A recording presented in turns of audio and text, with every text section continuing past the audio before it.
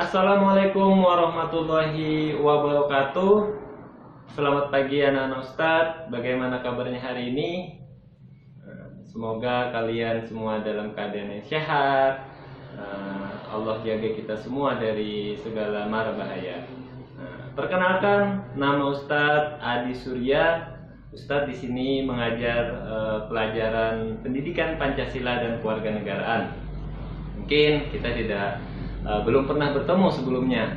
Maka dari itu, Ustadz ucapkan selamat atas naik ke jenjang berikutnya. Dari SD tidak terasa antum semua sudah memasuki tingkatan yang baru, yaitu di SMP. Semoga antum semua betah nanti di Hidayatul Quran ini. Untuk itu, hari ini pelajaran kita yaitu pendidikan Pancasila dan Kewarganegaraan mengenai materi tentang Pancasila. Pernah nggak kalian terpikir bahwasanya kenapa negara kita ini memiliki dasar negara? Terus apakah dasar negara Pancasila itu serta-merta dia lahir dengan sendirinya? Untuk lebih jelasnya, mari kita saksikan video pembelajaran berikut ini. Jangan lupa untuk di like, subscribe, and share. Nah, hari ini materi kita yaitu Pancasila sebagai dasar negara Indonesia.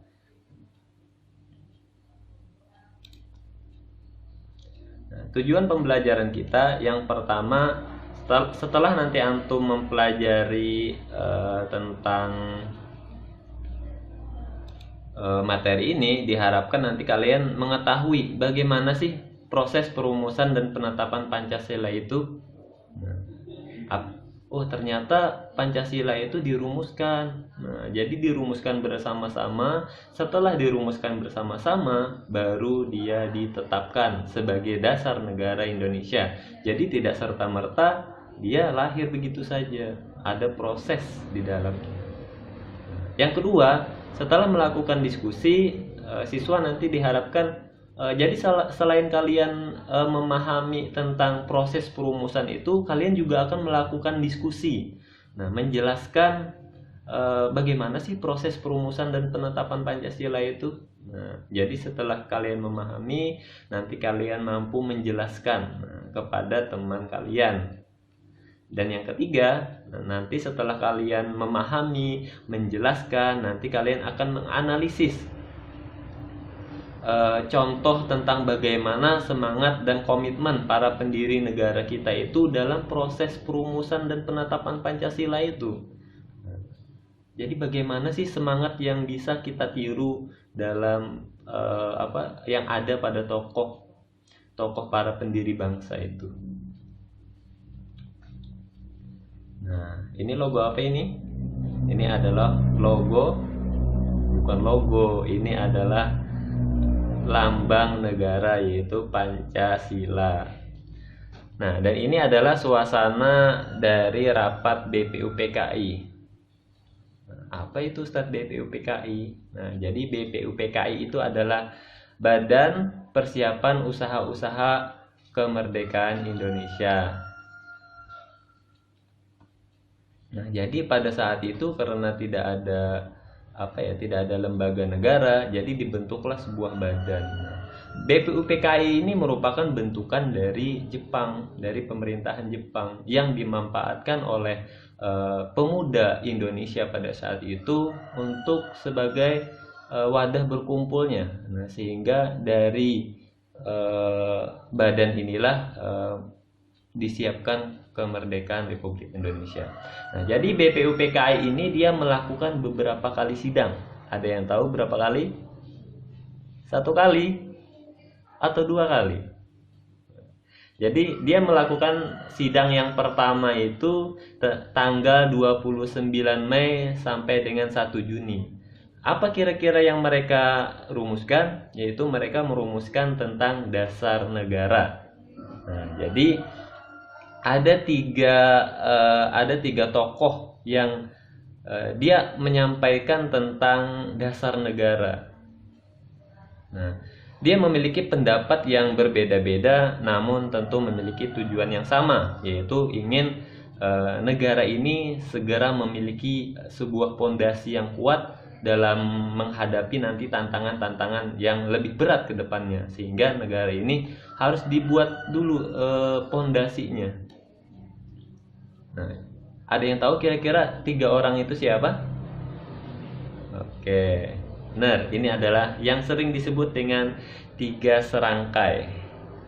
Oh, sorry, bukan 3 serangkai, yang sering disebut sebagai The Founding Father. Nah, jadi dari 3 ini akhirnya muncullah atau menghasilkanlah yang namanya Piagam Jakarta dari rumusan-rumusan yang mereka sampaikan ini. Jadi gagasan yang pertama itu disampaikan oleh Muhammad Yamin itu pada tanggal 29 Mei 1945. Yang kedua oleh Dr. Supomo pada tanggal 31 Mei 1945, dan gagasan yang ketiga itu disampaikan oleh Soekarno pada tanggal 1 Juni 1945. Mari kita lihat bersama-sama apa sih kira-kira yang mereka sampaikan atau rumusan-rumusan Pancasila-silanya apa sih?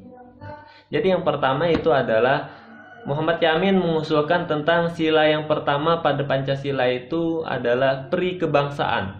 Yang kedua itu pri kemanusiaan, yang ketiga itu pri ketuhanan, dan yang keempat itu adalah pri kerakyatan. Yang kelima kesejahteraan sosial. Sedangkan Supomo itu dia mengusulkan sila yang pertama itu persatuan. Sila yang kedua itu adalah keseimbangan antara keseimbangan lahir dan batin, dan yang ketiga itu kekeluargaan, yang keempat itu keadilan rakyat, dan yang kelima itu adalah musyawarah. Nah, pada 1 Juni 1945 Soekarno menyampaikan rumusan yang dari sudut pandang dia. Yang pertama itu sila pertama kebangsaan Indonesia. Sila yang kedua internasionalisme atau pri kemanusiaan. Yang ketiga itu tentang mufakat atau demokrasi. Yang keempat itu kesejahteraan sosial, dan yang kelima itu ketuhanan. Nah, dari 3 rumusan ini akhirnya dirapatkan, akhirnya keluarlah yang namanya Piagam Jakarta. Nah, jadi dulu dari rumusan ini keluar yang namanya Piagam Jakarta, dan pada 1 Juni 1945 pada pidatonya Bung Karno maka keluarlah istilah yang dinamakan Pancasila. Jadi dulu sebelum tanggal 1 Juni itu tidak ada istilah Pancasila. Ketika Soekarno menyampaikan rumusan-rumusan sila-sila sebagai dasar negara itu, maka keluarlah istilah itu yang disampaikan dalam sidang BPUPKI. Nah, ini adalah isi dari Piagam Jakarta. Nah, Piagam Jakarta inilah nanti yang menjadi cikal bakal dari pembukaan Undang-Undang Dasar Negara Republik Indonesia tahun 1945. Nah, Ustadz bacakan untuk Piagam Jakartanya. Yang pertama, alinea pertama, bahwa sesungguhnya kemerdekaan itu ialah hak segala bangsa, dan oleh sebab itu maka penjajahan di atas dunia harus dihapuskan karena tidak sesuai dengan pri kemanusiaan dan pri keadilan. Dan perjuangan pergerakan kemerdekaan Indonesia telah sampailah kepada saat yang berbahagia dengan selamat sentosa mengantarkan rakyat Indonesia ke depan pintu gerbang negara Republik Indonesia yang merdeka, ke depan pintu gerbang negara Indonesia yang merdeka, bersatu, berdaulat, adil dan makmur. Atas berkat rahmat Allah yang Maha Kuasa dan dengan didorongkan oleh keinginan yang luhur supaya berkehidupan dan berkebangsaan yang bebas, maka rakyat Indonesia menyatakan dengan ini kemerdekaannya. Kemudian daripada itu, untuk membentuk suatu pemerintahan negara Indonesia yang merdeka, yang melindungi segenap bangsa Indonesia dan seluruh tumpah darah Indonesia, dan untuk memajukan kesejahteraan umum, mencerdaskan kehidupan bangsa, dan ikut melaksanakan ketertiban dunia yang berdasarkan kemerdekaan, perdamaian abadi, dan keadilan sosial. Maka disusunlah kemerdekaan kebangsaan Indonesia itu dalam suatu susunan negara Republik Indonesia yang berkedaulatan rakyat dengan berdasarkan kepada ketuhanan dengan kewajiban menjalankan syariat Islam bagi pemeluk-pemeluknya. Jadi pada saat itu sila pertama pada Pancasila itu adalah ketuhanan dengan kewajiban menjalankan syariat Islam bagi pemeluknya. Kenapa? Karena memang orang yang menyusun dasar negara itu lebih banyak orang yang beragama Islam. Sehingga pada sila pertama bunyinya adalah ketuhanan dengan kewajiban menjalankan syariat Islam. Yang kedua, menurut dasar kemanusiaan yang adil dan beradab. Persatuan Indonesia dan kerakyatan yang dipimpin oleh hikmat kebijaksanaan dalam permusyawaratan perwakilan serta dengan mewujudkan suatu keadilan sosial bagi seluruh rakyat Indonesia. Jakarta, 22 Juni 1945. Badan Penyelidik Usaha Persiapan Kemerdekaan Indonesia atau BPUPKI, yang disahkan oleh Panitia 9 ini. Jadi ini isi piagam Jakartanya sebelum berubah sila pertama ini. Kenapa jadi berubah? Karena pada saat itu ada usulan dari Muhammad Yamin, karena Muhammad Yamin melihat pada sila pertama ini akan terjadi nanti ke depannya dari agama lain merasa tidak terwakili atas kemerdekaan Indonesia ini, sehingga dia saat itu membujuk ulama-ulama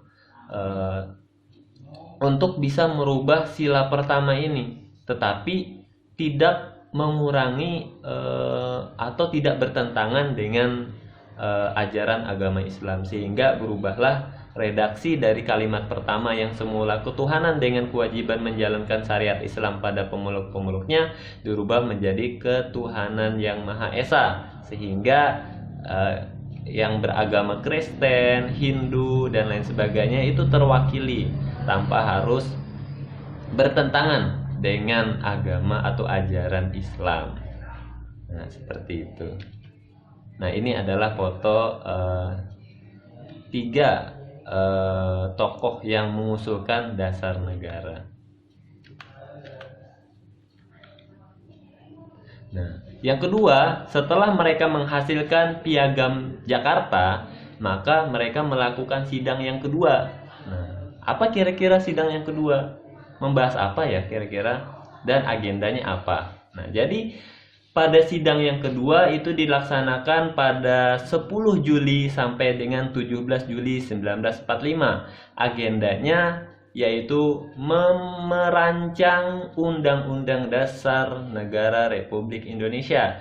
Jadi ketika rumusan dasar negara itu sudah ada, maka yang kedua kita perlu sebuah undang-undang. Kenapa sih negara itu perlu undang-undang?